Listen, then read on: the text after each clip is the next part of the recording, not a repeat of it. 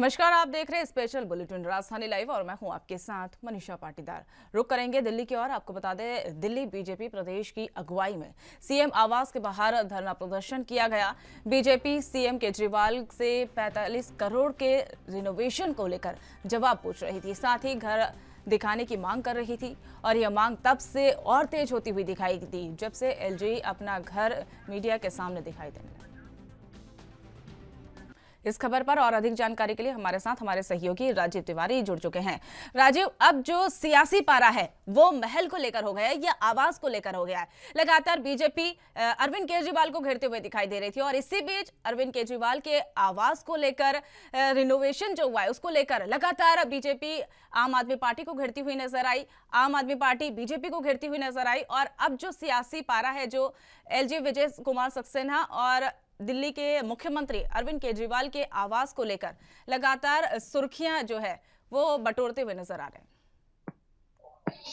देखिए, यहाँ पर बात करें जिस तरीके से रेगुलेशन की, जिस तरीके से सीएम आवास को कहीं ना कहीं रेगुलेशन किया गया है, उसको लेकर अब घमासान जो है वो भाजपा और आम आदमी पार्टी के बीच में देखने को मिल रहा है। यहाँ पर बात करें, भाजपा जो है वो लगातार आम आदमी पार्टी के घर के बाहर प्रदर्शन करने की कोशिश कर रही है। पिछले कई दिनों से लगातार कहीं ना कहीं भाजपा की तरफ से कहा जा रहा है कि जो कहते हैं, जो मुख्यमंत्री हैं वो अपना आवास क्यों नहीं दिखा रहे हैं। वो देखना चाहते हैं कि वाकई में री रेगुलेशन के नाम पर जो खर्च किया गया है, यानी जो 45 करोड़ रुपया खर्च किया गया है, उसकी सच्चाई क्या है। मगर भाजपा के द्वारा जितने भी बार प्रदर्शन किए गए हैं, उसकी तरफ से कहीं ना कहीं आम आदमी पार्टी की तरफ से बार बार कहा जा रहा है कि भाजपा जो है वो अपने नेताओं के बारे में ही बताए। और जो वीके सक्सेना के ऊपर आरोप लगाया गया कि वीके सक्सेना ने भी अपने घर को कहीं ना कहीं री रेगुलेशन कराने के लिए 15 करोड़ रुपए खर्च किया है। मगर जैसे ही वीके सक्सेना को इसकी जानकारी मिलती है और वीके सक्सेना ने बिल्कुल मीडिया से बातचीत करते हुए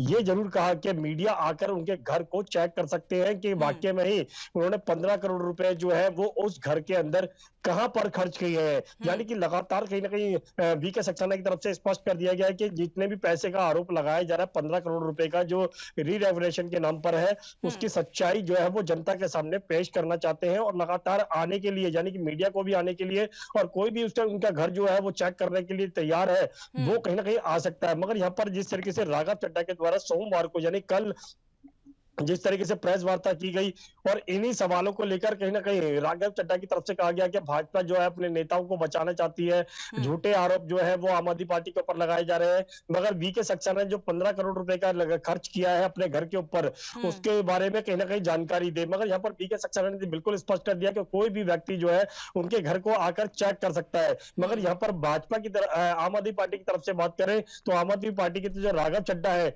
उनकी तरफ से बिल्कुल भी इन सवालों के अंदर कहीं ना कहीं बचने की कोशिश की और इन सवालों के जवाब जो है वो मीडिया को नहीं दिए गए। मगर यहाँ पर लगातार मीडिया जो है वो 45 करोड़ रुपए का जो री रेगुलेशन के नाम पर खर्च किया गया है घर को लेकर, उसकी सच्चाई जो है वो जानना चाहता है। मगर अभी तक आम आदमी पार्टी की तरफ से री रेगुलेशन के नाम पर जो भी खर्च किया गया है उसकी सच्चाई जो है वो जनता के सामने नहीं रखना चाह रहे हैं और कहीं ना कहीं इन सवालों से बचने की कोशिश की जा रही है। मगर भाजपा और आम आदमी पार्टी जो है वो री रेगुलेशन के घर को लेकर लगातार आरोप प्रत्यारोप जो है वो देखने को मिल रहे हैं और भाजपा इसकी सच्चाई जानना चाहती है। और इसीलिए कहीं ना कहीं लगातार कहीं ना कहीं पोस्टर वार की बात करें या फिर कहें घर को लेकर प्रदर्शन जो किया जा रहा है उसको लेकर कहीं ना कहीं घमासान जो है वो बढ़ता हुआ नजर आ रहा है। जी राजीव तिवारी, आप हमारे साथ जुड़े और तमाम जानकारी आपने साझा करी, इसके लिए बहुत बहुत धन्यवाद।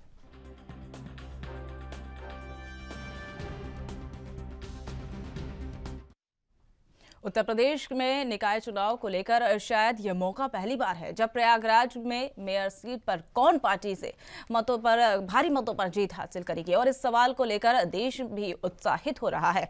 और यही नहीं, राजनीति के गलियारों में यूपी की 17 मेयर सीटों के लिए चुनाव परिणाम को लेकर अभी भी अटकलें लगातार जारी है। और इसी सवाल पर लगातार परिणाम जो है, प्रयागराज में डिप्टी सीएम केशव प्रसाद मौर्य और कैबिनेट मंत्री नंद गोपाल गुप्ता उर्फ नंदी के मनमुटाव के बीच सीएम योगी आदित्यनाथ कैसे सामंजस्य बनाते हुए पार्टी के प्रत्याशियों को जिताएंगे और इस शहर के लोगों के लिए जहन में माफिया अतीक अहमद के खौफ के लिए सूबे के सरकार कितना निकाल पाते हैं उनके खौफ को, ये भी देखने वाली बात होगी। और इन दोनों सवालों के बीच जवाब 13 मई को निकाय चुनाव के नतीजों से पता चलेगा और इसी के चलते लोगों को अब 13 मई का इंतजार है। जनता की इस बेकरारी के सीएम योगी आदित्यनाथ के द्वारा लगातार वो अवगत कराते हुए आए हैं और इसी बीच मंगलवार को प्रयागराज में चुनाव के लिए वहां पर पहुंच रहे हैं ताकि केशव और नंदी के मनमुटाव को खत्म करने के लिए पार्टी के मेयर प्रत्याशी की जीत की सुनिश्चित वहां पर किया जा सके। और वहीं यूपी में मेयर की 17 सीटों पर भारतीय जनता पार्टी प्रत्याशियों की समाजवादी पार्टी और बहुजन पार्टी से सीधा टक्कर वहां पर देखने को मिलेगी और इन तीनों दलों के बीच निकाय चुनाव में हो रही रस्साकसी के बीच एक दूसरे के खिलाफ आरोप प्रत्यारोप का दौर भी लगातार जारी है।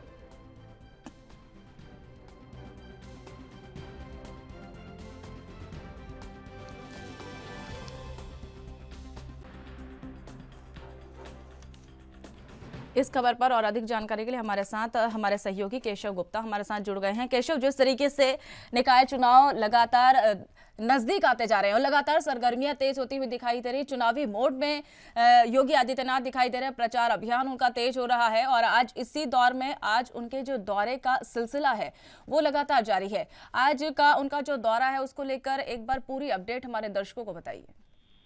देखिए, आपको बताते चले कि निकाय चुनाव को लेकर सीएम योगी आज प्रयागराज में चुनाव प्रचार प्रसार करेंगे। लीडर रोड मैदान में आज सुबह सीएम योगी जो जनसभा को संबोधित करेंगे, उनके साथ डिप्टी सीएम केशव प्रसाद मौर्य भी मौजूद रहेंगे। सीएम योगी मेयर प्रत्याशी गणेश केसरवानी समेत अन्य प्रत्याशियों के लिए प्रचार करेंगे। इस सभा में सीएम योगी की करीब 1.5 घंटे की मौजूदगी को देखते हुए सुरक्षा के कड़े इंतजाम किए गए हैं। सीएम योगी का विमान सुबह 11 बजे पुलिस लाइन में बने हेलीपैड पर उतरेगा। वहां से उनका काफिला सड़क मार्ग से होकर दिन के करीब 11:30 बजे दूकरगंज स्थित सभा स्थल पर पहुंचेगा। सीएम योगी यहाँ दोपहर 1 बजे तक रहेंगे। मौसम में आए बदलाव को देखते हुए सीएम योगी की सभा के लिए वाटरप्रूफ पंडाल भी बनाए गए हैं। 60 फीट चौड़े और 20 फीट लंबे मंच पर सीएम योगी के साथ डिप्टी सीएम केशव प्रसाद मौर्य के अलावा प्रभारी मंत्री स्वतंत्र देव सिंह भी मौजूद रहेंगे। सभा स्थल पर बने पंडाल में लगभग 20,000 लोगों के बैठने की व्यवस्था और कुर्सियों का इंतजाम किया है। ऋषभ गुप्ता, आप हमारे साथ जुड़े हो, तमाम जानकारी अपना साझा करें, इसके लिए बहुत बहुत धन्यवाद। स्थानीय निकाय मंत्री डॉक्टर इंदरबीर सिंह निज्जर ने एक ऐलान किया और मुख्यमंत्री भगवंत मान के नेतृत्व वाली पंजाब सरकार के द्वारा भटिंडा की नगर पंचायत भाई रूपा के सौंदर्यीकरण पर 2.53 करोड़ रुपए खर्च किए जाएंगे। प्रोजेक्ट का उद्देश्य क्षेत्र के समूचे सौंदर्यीकरण को फिर भी सुरजीत करना और उसे बढ़ाना है। और इस संबंध में और ज्यादा जानकारी देते हुए स्थानीय निकाय मंत्री डॉक्टर इंदरबीर सिंह ने कहा कि इस प्रोजेक्ट के हिस्से के तौर पर सरकार की तरफ से इलाके के कई छप्पड़ों और फिर सुरजीत करने के काम के लिए वहां पर लगातार तेज अभियान चलाया जा रहा है। और वही डेरा खूह वाला नजदीक 54.71 लाख रुपए की लागत से खप्पड़ पर कालाकल्प किया जाएगा। और वही जबकि विश्वकर्मा मंदिर के नजदीक 51.99 लाख रुपए की लागत से खप्पड़ की नवीनीकरण के लिए उनके द्वारा कार्य किया जाएगा। गुरुद्वारा मानेश्वर के नजदीक खप्पड़ में 32.59 लाख रुपए की लागत के साथ सुरजीत किया जाएगा। जबकि काले बाग रोड के खप्पड़ पर 47,32,000 रुपए की लागत के साथ सुरजीत किया जाएगा। और वही 63,31,000 रुपए की लागत के साथ नामधारी तालाब का सुरजीत किया जाएगा।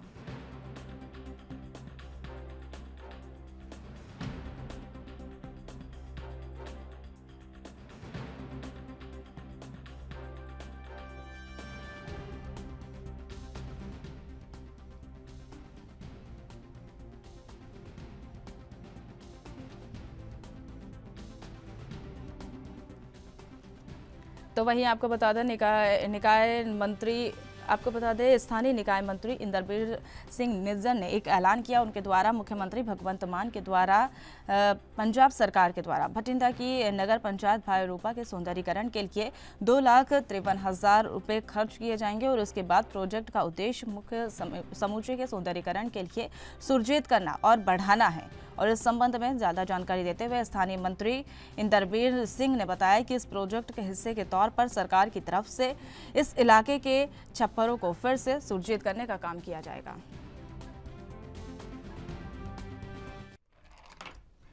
इस खबर पर और अधिक जानकारी के लिए हमारे साथ हमारे सहयोगी अमित सेठी हमारे साथ जुड़ चुके हैं।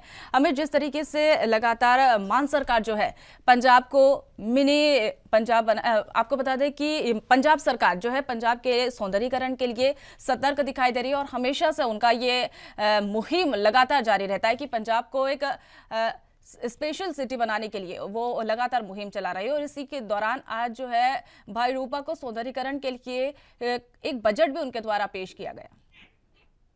जी बिल्कुल, अगर पंजाब सरकार की बात की जाए तो पिछले लंबे अरसे से जो है पंजाब सरकार जो है, अगर पंजाब के हित की बात है, पंजाब के लोगों की बात है, तो उनके लिए है समय समय पर जो है काम करती हुई दिख रही है। अगर आज बात की जाए तो बठिंडा के एरिया में जिस तरह से जो मनरेगा वर्क के जो लोग होते हैं, जो अन्य जो वहाँ के काम है, चाहे एमसी के काम है और भी कई काम है, उनके लिए जो है 2.5 करोड़ के करीब की जो राशि जो है जारी की गई है। इंदरवीर की जो वहाँ के मंत्री हैं, जो उनकी तरफ से जो है एक राशि जो है आज भारी जो राशि जो है करीब 2.5 करोड़ की वो जारी की गई है। उन्होंने कहा कि वहाँ के जो विकास जो है पिछले लंबे अरसे से जो रुके हुए थे उनको लेके जो है वहाँ पे, चाहे वहाँ के गाँव के जो छप्पड़ों की बात की जाए, चाहे और अन्य जो भी काम है वहाँ के पंचायत के काम है, उनको लेके जो है करीब 2.5 करोड़ रुपया जो है दिया गया।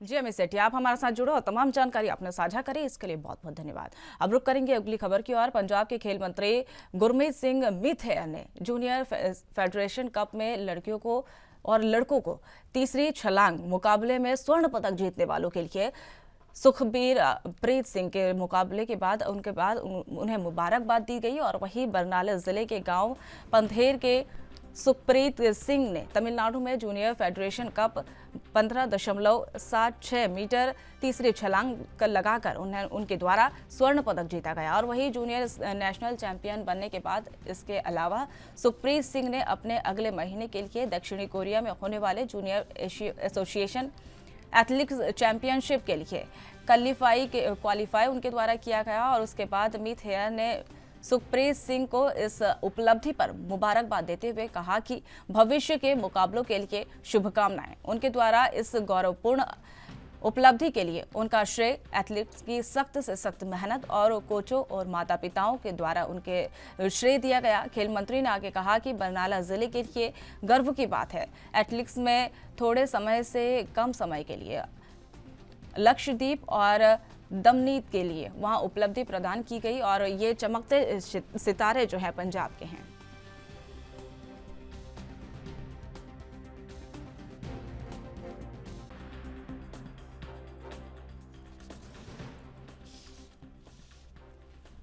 इस खबर पर और अधिक जानकारी के लिए हमारे साथ हमारे सहयोगी संदीप सिंह हमारे साथ जुड़ गए हैं। संदीप, जिस तरीके से जूनियर फेडरेशन में 3 ओलंपियक ने अपना जो है पंजाब का नाम रोशन किया और न केवल पंजाब का बल्कि देश का नाम भी रोशन किया, और उसको लेकर खेल मंत्री ने उन्हें शुभकामनाएं दी, उज्जवल भविष्य के लिए उनके द्वारा बधाइयां भी दी गई।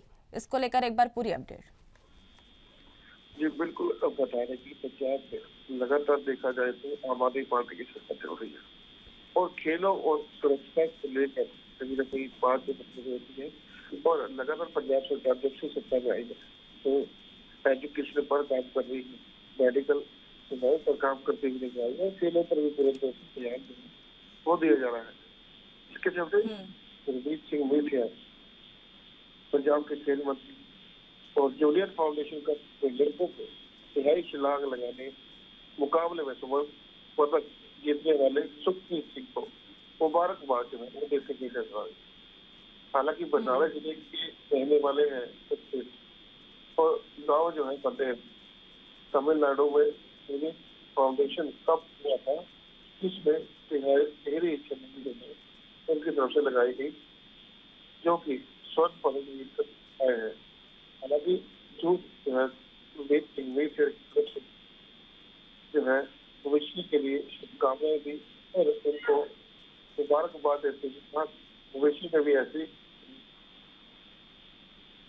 जी संदीप सिंह, जिस तरीके से 3 खिलाड़ियों ने पंजाब का नाम रोशन किया और उसके बाद उन्हें बधाइयों का दौर जो है वो लगातार देखने को मिला। अब जो अगला स्टेप होगा, जो खिलाड़ी है उनका अगला स्टेप क्या होगा? सुखप्रीत का जो अगला मुकाबला है वो क्या रहने वाला है? देखिए, लगातार जो देखा जाए तो सुखप्रीत छलांग लगाने वजूद कामयाब हुए हैं। हालांकि अगर देखा जाए तो जरूर स्वर्ण पदक जीत पाए हैं, तो कहीं ना कहीं स्टेट लेवल की बात जो है वो करते हुए नजर आए। और साथ के साथ जो है आप ओलंपिक गेम्स, एथलेटिक्स चैंपियनशिप की जो बात है। जी संदीप सिंह, आप हमारे साथ जुड़े और तमाम जानकारी आपने साझा करी, इसके लिए बहुत बहुत धन्यवाद। अब रुक करेंगे छत्तीसगढ़ की और आपको बता दें छत्तीसगढ़ में आंगनबाड़ी कार्यकर्ता, सहायिका और मितानिन के माध्य वृद्धि और प्रोत्साहन राशि के लिए मुख्यमंत्री भूपेश बघेल का आभार प्रदर्शन करेंगी और इसके बाद राजधानी रायपुर के साइंस कॉलेज मैदान में आज दोपहर 12 बजे आभार सम्मेलन का आयोजन किया जाएगा। कार्यक्रम में मुख्यमंत्री बघेल उत्कृष्ट कार्य के लिए 6 आंगनबाड़ी कार्यकर्ता और 5 मितानिनों को सम्मानित करेंगे। और वही आपको बता दें मुख्यमंत्री भूपेश बघेल महिला समूहों को आत्मनिर्भर बनाने के लिए महिला कोष से 10 लाख रुपए की ऋण राशि का चेक भी उनके द्वारा सौंपा जाएगा। और इस अवसर पर महिला स्व सहायता समूहों के द्वारा निर्मित सामानों की प्रदर्शनी और स्वास्थ्य विभाग की योजनाओं और कार्यक्रमों से संबंधित स्टॉल भी लगाए जाएंगे। तो आपको बता दें कि छत्तीसगढ़ के मुख्यमंत्री भूपेश बघेल जो है आज रायपुर दौरे पर है और वहां पर कार्यक्रम में शामिल होने वाले और दोपहर करीब 12 बजे आभार सम्मेलन में शामिल होंगे। और उसके बाद कार्यक्रम में भूपेश बघेल उत्कृष्ट कार्य के 6 आंगनबाड़ी कार्यकर्ताओं और 5 मितानिनियों को सम्मानित करेंगे। और वहीं मुख्यमंत्री भूपेश बघेल महिला समूहों को आत्मनिर्भर बनाने के लिए महिला कोष से 10 लाख रुपए का ऋण राशि चेक भी उनके द्वारा सौंपा जाएगा। और इस अवसर पर महिला स्व सहायता समूह के द्वारा निर्मित सामानों की प्रदर्शनी और स्वास्थ्य विभाग की ओर से योजनाएं और कार्यक्रम से संबंधित स्टॉल भी उनके द्वारा लगाई जाएंगी। तो आपको बता दें छत्तीसगढ़ में आंगनबाड़ी कार्यकर्ता सहायिका के लिए आज बेहद खुशी वाला दिन है। इस खबर पर और अधिक जानकारी के लिए हमारे साथ हमारे सहयोगी अखिलेश तिवारी हमारे साथ जुड़ गए हैं। अखिलेश, आज भूपेश बघेल का रायपुर दौरा है और वहां पर आभार सम्मेलन में भूपेश बघेल जो है शिरकत करने वाले हैं और महिलाओं को कहीं ना कहीं प्राथमिकता देने की एक पहल उनके द्वारा की जाएगी। देखिए, आज मुख्यमंत्री भूपेश बघेल आभार प्रदर्शन करने जाएंगे। जो मजदूर दिवस मनाया जा रहा था उसी स्थान में पुनः जाएंगे। साथ ही साथ बात किया जाए तो आज मुख्यमंत्री भूपेश बघेल उत्कृष्ट कार्य करने वाले आंगनबाड़ी कार्यकर्ताओं, सहायिकाओं और मुतानिनों को आज सम्मानित भी करेंगे और महिला स्व सहायता समूह द्वारा निर्मित सामग्रियों की जो प्रदर्शनी लगाई गई है उसमें शिरकत भी करेंगे। साथ ही साथ उत्साहवर्धन करेंगे कि किस तरीके से महिला स्व सहायता समूह द्वारा निर्मित कराई जा रही है। इसके द्वारा जो उत्पादित जो बांस के अलग अलग रंग रोगन के रूप में सजावटी जो सामग्री बनाई जाती है, बांस के क्रियाकलाप कराई जाती है, इसके साथ साथ जो कास्ट शिल्प बोर्ड है उसके जो महिला स्व सहायता समूह जो निर्मित करते हैं उसको किस तरीके से और प्रदर्शनी किया जा सकता है, ऐसे तमाम चीजों को लेकर के आज प्रदर्शनी भी किया जाएगा। साथ ही साथ कई ऐसे महिला स्व सहायता समूह है जिनको आज चेक वितरण करने का जो प्रावधान है वो निश्चित तौर पे किया जाएगा। तो एक उत्साह की भी बात है। साथ ही साथ जो महिला स्व सहायता समूह द्वारा गोबर से निर्मित जो अन्य तैयारियां की जाती है, जैसे नेम बोर्ड हो गया या फिर वहाँ की जो खाद निर्माण की प्रक्रिया रहती है उसको लेकर के सम्मिलित किया जाता है। तमाम विषयों को लेकर के मुख्यमंत्री भूपेश बघेल उनसे मुलाकात करेंगे और साथ ही साथ महिला स्व सहायता समूह द्वारा मुख्यमंत्री का आभार भी व्यक्त करेंगे। और इसके अलावा वो कई ऐसे जो महिला स्व सहायता समूह है जो अब भी बैकफुट में काम कर रहे थे उनको उत्साहवर्धन करके सामने लाया जाएगा ताकि और कई ऐसे समृद्धि हैं उनको प्राप्त किया जा सकता है। जी अखिलेश तिवारी, आप हमारे साथ जुड़े और तमाम जानकारी आपने साझा करी, इसके लिए बहुत बहुत धन्यवाद। अब रुक करेंगे अन्य खबरों की ओर। BKTC के अध्यक्ष अजय के द्वारा बताया गया है कि बद्रीनाथ और केदारनाथ मंदिर में QR कोड को लेकर डिजिटल माध्यम से जो साइन बोर्ड लगाए गए थे वो बद्रीनाथ और केदारनाथ मंदिर समिति की ओर से नहीं लगाए गए थे।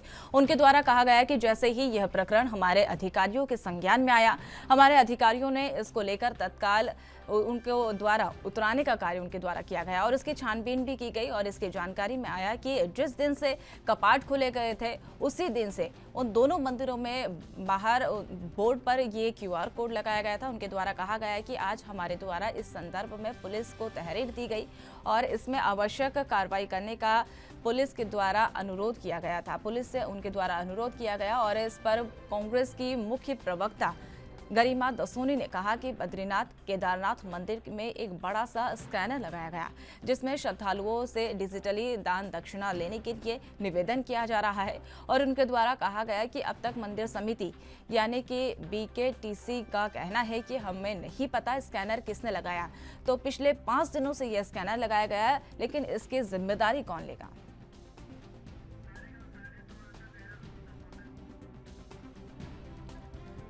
इस खबर पर और अधिक जानकारी के लिए हमारे साथ हमारे सहयोगी तारिक अंसारी हमारे साथ जुड़ चुके हैं। तारिक, जिस तरीके से केदारनाथ और बद्रीनाथ में QR कोड अब किसने लगाया, ये बड़ा सवाल हो गया। QR कोड एक बोर्ड पे लगाया गया और उस पर दान राशि के लिए लोगों से अनुरोध किया गया।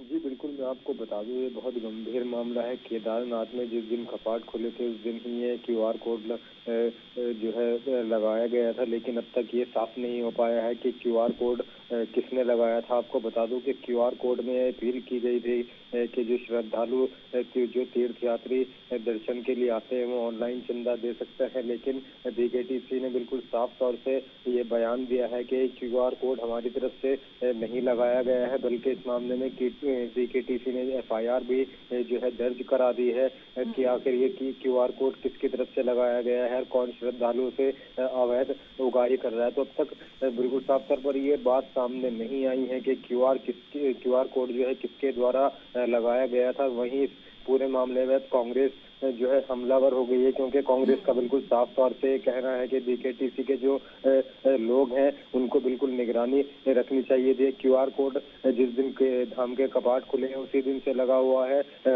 हजारों लोग जो है इसमें चंदा डाल चुके होंगे, लेकिन अब समिति की आंखें खुली हैं कि आखिर ये कोड किसने लगाया था। अब समिति ने FIR दर्ज कराई थी, तो कहीं ना कहीं इसमें समिति के जो सदस्य हैं उनकी भारी गलती सामने आई है। तो बिल्कुल साफ तौर पर कांग्रेस ने जो है मांग की है कि BKTC के जो अध्यक्ष हैं उन्हें इस्तीफा दे देना चाहिए, क्योंकि ये जिम्मेदारी उनकी थी पूरी जांच की, लेकिन नहीं की गई। जी तारिक अंसारी, आप हमारे साथ जुड़े और तमाम जानकारी आपने साझा करी, इसके लिए बहुत बहुत धन्यवाद।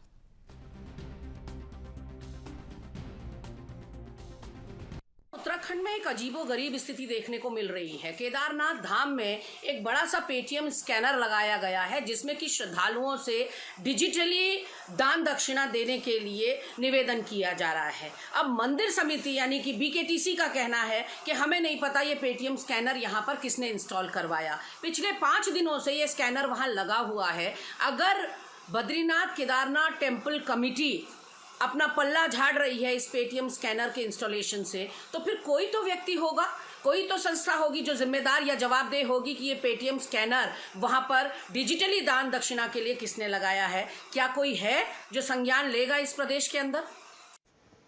श्री बद्रीनाथ और श्री केदारनाथ मंदिर परिसरों में QR कोड के माध्यम से डिजिटल दान को लेकर के जो साइन बोर्ड लगाए गए थे वो श्री बद्रीनाथ केदारनाथ मंदिर समिति की ओर से नहीं लगाए गए थे। जैसे ही ये प्रकरण हमारे अधिकारियों के संज्ञान में आया, हमारे अधिकारियों द्वारा इन्हें तत्काल उतरवा दिया गया था और इसकी छानबीन की गई और ये जानकारी में आया है कि ये जिस दिन कपाट खुल रहे थे उसी दिन ये दोनों मंदिरों में ये बोर्ड लगाए गए थे और आज हमारे द्वारा इस संदर्भ में पुलिस को तहरीर दी गई है और इसमें आवश्यक कार्रवाई करने। सोमवार को BKC मैदान में महाविकास अघाड़ी के वज्रबूट की बैठक हुई और वहां पर अंत में शिवसेना नेता उद्धव ठाकरे ने भाषण दिया। उसके बाद भाषण के बाद शिवसेना नेता संजय सिरसाट के द्वारा उनके भाषण की कड़ी निंदा की गई और आलोचना उनके द्वारा की गई। उसके बाद उन्होंने अपनी प्रतिक्रिया में कहा कि अब मविया की वज्रमूट बैठक के दौरान ये जो बैठक हुई है ये कभी नहीं होगी। सिरसाट ने मीडिया से बातचीत करते हुए उनके द्वारा कहा गया है कि मैंने खुद उद्धव ठाकरे की लाइव मीटिंग सुनी, मैंने उनके भाषण में कोई आधार उनके नजर नहीं आया और कभी बारसू, कभी पालघर, कभी चीन, कभी सत्यपाल की बात की गई, लेकिन मेरी नज़र में यह एक फेलोशिप थी और इसके बाद उनके द्वारा वज्रमूट की दूसरी बैठक नहीं हो सकती, ये भी उनके द्वारा कहा गया। माविया के नेता ने मन बना लिया होगा कि यह आखिरी मुलाकात हो सकती है, क्योंकि अजित पवार, अशोक चाणन जब मीटिंग चल रही थी आपस में बातचीत कर रहे थे। जब हमारा भाषण बाबा एकाद देता है तो वहां पर बैठे लोग जो है एक मीटिंग में कोई खास मतलब नहीं निकल कर जरूरी आता है। वहीं महाराष्ट्र के लिए विधानसभा या मुंबई निगम के लिए बाकी सबकी निगाहें अजित पवार पर टिकी है और आम लोगों का ध्यान अजित पवार पर था और इसीलिए बैठक को सार्वजनिक रूप से अपनी स्थिति प्रस्तुत की गई थी। और वही इसका भाषण जो है आज का दिन आप काल का मेरा दिन मावा का बैठक महाराष्ट्र के लिए थी और वही मुंबई नगर निगम के लिए थी। सिरसाट ने अपनी प्रश्नावली में ये सवाल पूछते हुए कई सवाल का घेरा जो है उद्धव ठाकरे के लिए खड़ा कर दिया।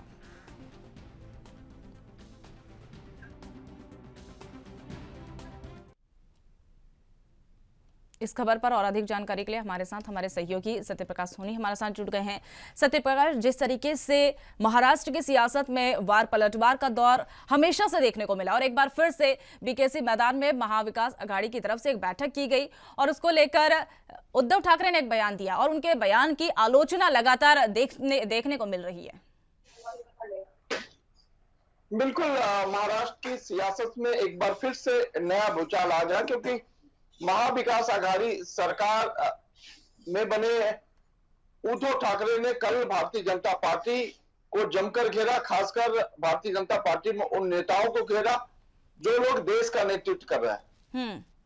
ऐसे में उद्धव ठाकरे ने वज्रमुक्त सभा के दौरान अपने भाषण में कई मुद्दों को उठाया, जिसमें बरसू रिफाइनरी सबसे महत्वपूर्ण रहा। इसके बाद पुलवामा में हुई जो जवानों की हत्या हुई उस पर जांच क्यों नहीं हो रही है, उस पर बातचीत क्यों नहीं की जा रही है, इसको लेकर उन्होंने कहा। सीधे तौर पर उन्होंने कहा महाराष्ट्र के 2 जवान शहीद हुए हैं, ऐसे में सरकार को इस पर जवाब देना चाहिए। वहीं कश्मीर के पूर्व राज्यपाल ने जिस तरह से आवाज उठाई है उस पर भी सवाल खड़ा किया है कि राज्यपाल की बातों का जवाब आखिरकार देश के गृह मंत्री अमित शाह क्यों नहीं देते हैं। इन तमाम बातों के साथ भारतीय जनता पार्टी को जमकर घेरा गया, जिस पर एकनाथ शिंदे गुट के शिवसेना की प्रतिक्रिया आई है, जिसमें उन्होंने सिरसाट ने कहा है कि महाविकास आघाड़ी की वज्रमुक्त सभा अब दोबारा नहीं हो सकती, क्योंकि जिस तरह से वह लाइव स्क्रीनिंग देख रहे थे, उद्धव ठाकरे का भाषण देख रहे थे, उस पर उन्होंने अपनी प्रतिक्रिया दी है और कहा है कि उद्धव ठाकरे के भाषण में कोई दम नहीं था। उद्धव ठाकरे का भाषण कभी पुलवामा, कभी चीन, कभी बरसा रिफाइनरी इसके इर्द गिर्द रहा, तो इसमें कोई दम नहीं है।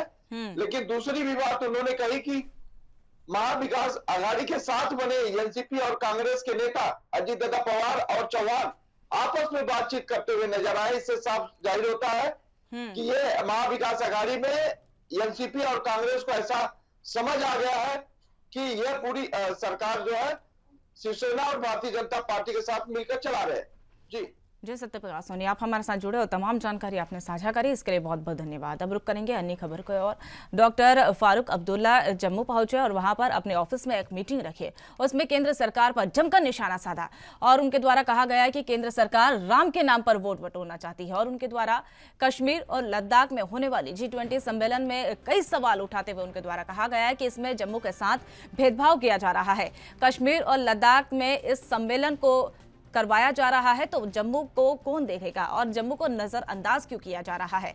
हालांकि डॉक्टर फारूक अब्दुल्ला ने बीजेपी के नेताओं के द्वारा वो पीछे नहीं हटे, नेताओं के द्वारा भी कटाक्ष उनके द्वारा करवाया गया और उनके द्वारा कहा गया कि जो जम्मू की बड़ी बातें करते थे वह नेता आज कहाँ है। कहीं ना कहीं डॉक्टर फारूक अब्दुल्ला कश्मीर में होते हैं तो वहां पर जनता से बेवकूफ़ उनके द्वारा समझती है और कहते हैं कि केंद्र सरकार उनके साथ भेदभाव कर रही है। तो अगर जम्मू में वो होते हैं तो G20 सम्मेलन पर सवाल कैसे खड़े हो सकते हैं।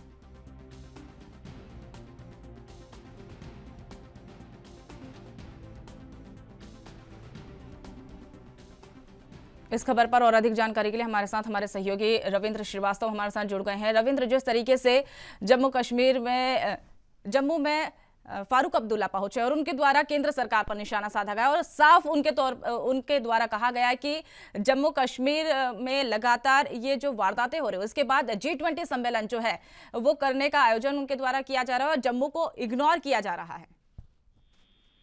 बिल्कुल, देखिए डॉक्टर फारूक अब्दुल्ला लगातार सियासत कर रहे हैं, चाहे वो जम्मू में हो तो यहाँ पर जम्मू से भेदभाव की सियासत करते हैं और घाटी में किसी जनसभा को संबोधित करते हैं तो वहां पर यह आरोप लगाया जाता है कि जम्मू को प्राथमिकता दी जाती है।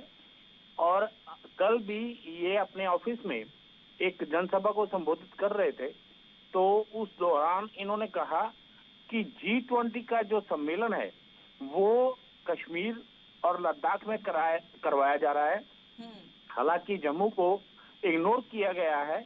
और कहा कि यहाँ अगर G20 सम्मेलन करवाते तो यहाँ के डोगरों को के बारे में भी उनको जानकारी मिलती।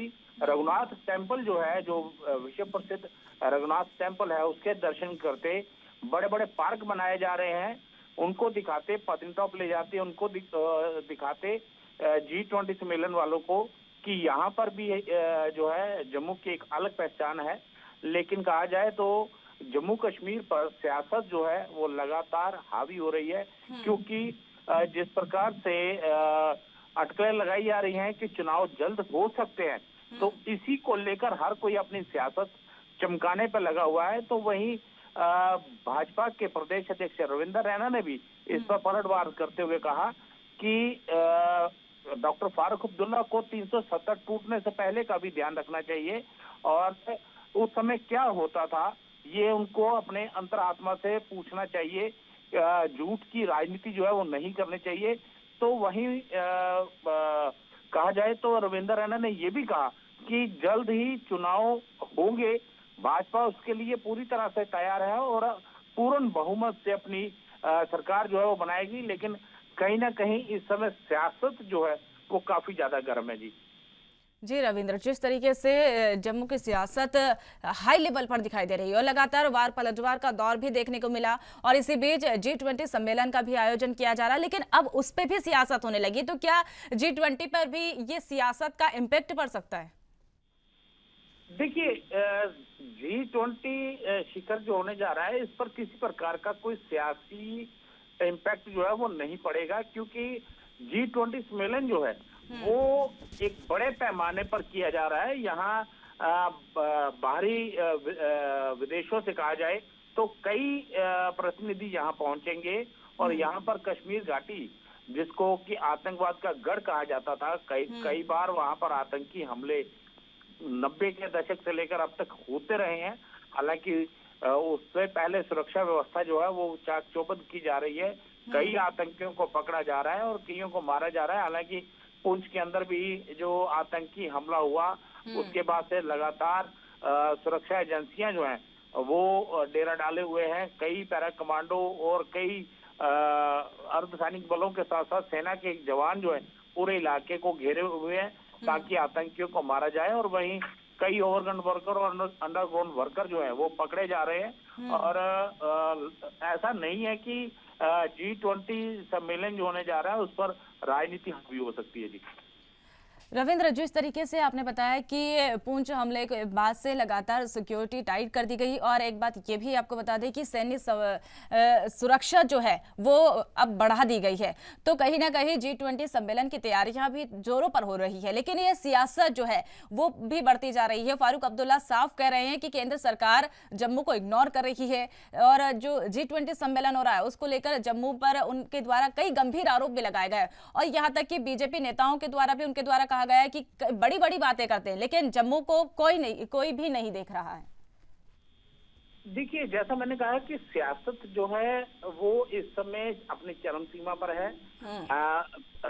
नेशनल कॉन्फ्रेंस हो या फिर कहा जाए PDP की अध्यक्षा महबूबा मुफ्ती हो, वो भी लगातार ऐसी बयानबाजी करती हैं। और कल डॉक्टर फारूक अब्दुल्ला ने जो बयान दिया कि G20 का सम्मेलन जो है वो जम्मू में करवाया जाना चाहिए था, तो उनकी बातों से लग रहा है कि वो सिर्फ सियासत ही करना चाहते हैं। हालांकि लंबे अरसे तक वो खुद मुख्यमंत्री रहे हैं, तो उनके कार्यकाल के दौरान जम्मू से भेदभाव के आरोप जो हैं वो लगते रहे हैं, और उनको खुद भी देखना चाहिए कि किस प्रकार से रविंद्र, जिस तरीके से जम्मू कश्मीर में लगातार सियासी पारा हाई हो रहा है और G20 सम्मेलन भी होने वाला है, आप हमारे साथ जुड़े और तमाम जानकारी आपने साझा करी, इसके लिए बहुत बहुत धन्यवाद। तो फिलहाल हमारे स्पेशल बुलेटिन राजधानी लाइव में इतना ही। तमाम ताज़ा खबरों के लिए देखते रहिए ANB न्यूज़। नमस्कार।